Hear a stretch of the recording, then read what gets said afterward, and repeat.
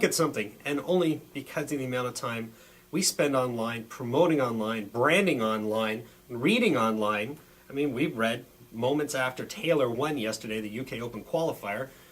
We found it on Twitter or PDC.TV website and such. So I really hope that people, especially someone like Jay Tomlinson, understands that.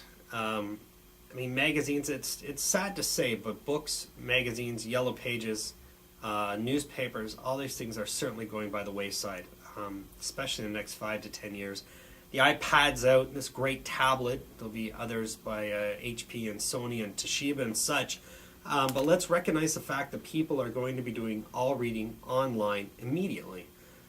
So this just came out. I believe it arrived 2 or 3 weeks ago. Don't get me wrong, Bullseye News has been brilliant, been around forever. Found a copy here from 25 years ago with an article I want to talk about. But what happens is you receive the March-April issue. We received it in April. And if you open it up, you're reading about events that occurred at Christmas. I mean, the World Championships in here. Stuff that we knew moments after Taylor, won over Whitlock. We talked about it online, posted pictures, discussed it. But then we're 3-4 months out before we read about it in a magazine. So my thoughts on this, magazines are going to have to go completely online. Whether they maintain a subscription base and you only get to read the articles and information by paying a monthly or annual dues or such. Don't get me wrong, the tournament information in here, the results and such are all great. But I mean, if you open this up, we're going to find out who won the October 2nd, 2009 North Carolina State Dart Championships.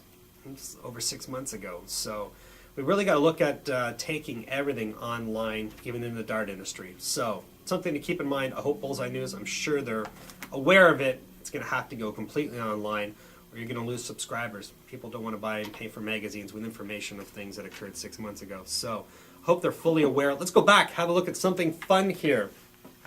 Did you know, we'll get to that in a second, one of the most posting people that I have as a friend, and I've got quite a few on Facebook, nowhere near as many as this gentleman, John Lowe. Let's take a look at John Lowe here. Dealing with close to 5,000 friends on Facebook. Blows me away. But one of the most avid posters on Facebook is John Lowe. Information about, there's a golf event coming up in September. Bob Anderson, Eric Bristow will be at. Other information, we couldn't make it to an exhibition this weekend. I think the Legends tour or such because of the ash problem coming through Iceland into Europe and such.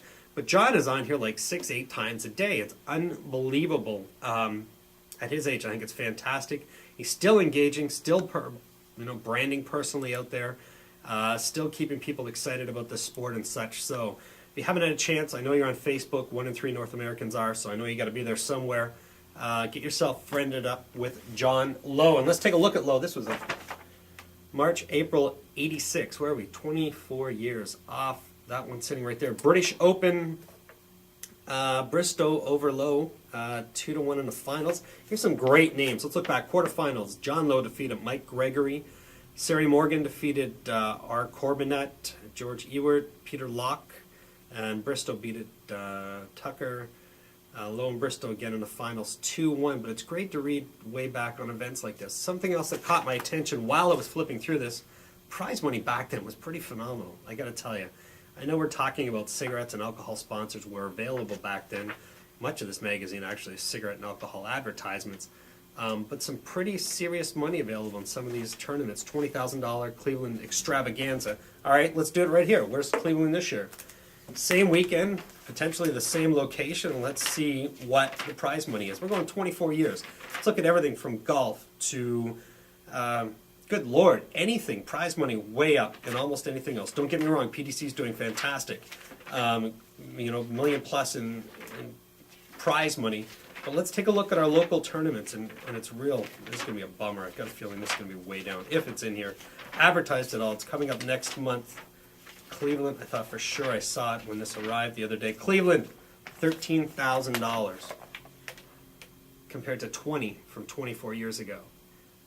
It's wrong. It's great that these guys are continuing the tournament. Cleveland Darter Club, still the same logo from 24 years ago, so it's great that they're still around. But what a disappointment, $7,000 less in prize money for 24 years later. Well, let's look at all this. Let's tie it all together here. What could make you enjoy this game more? It's a great question. Better leagues, better prize money, equipment. What would make it better for you to enjoy the game?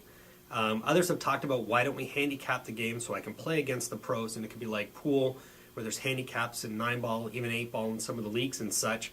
Millions of dollars in prize money in billiards and such, and many of them are playing on a handicap system by the time they get to Vegas for the BCA, the TAP, and CCS, and all these other things going on. But send me an email. I'll just pull one out of a hat. Next Monday morning, I promise we're going to do another show. We're going to give away a set of Harlow's PowerPoints, 23 grams. I thought this was pretty cool. Came in from our Harlow's distributors here in Canada. Nice Harlow's Dart shirt. I believe it's a large. We'll get these off to you. But you got to send me an email. I got to get it by Sunday. This coming Sunday, where would that put us? April 25th. Send me an email. Let me know what would make this great game of darts better for you. I definitely want to hear about it. Definitely want to read about it. And let's converse about it. It's the most important thing. Continue sending me emails, keeping me abreast on how you're doing, how you're enjoying the game, what tournaments you've been to, how you're practicing. Are your kids beating you as bad as I got a feeling mine will be in the future years? Anyway, glad I had the chance to sit down and talk to you. Glad we got another episode in. Everybody, as always, have a great day. Thanks for watching.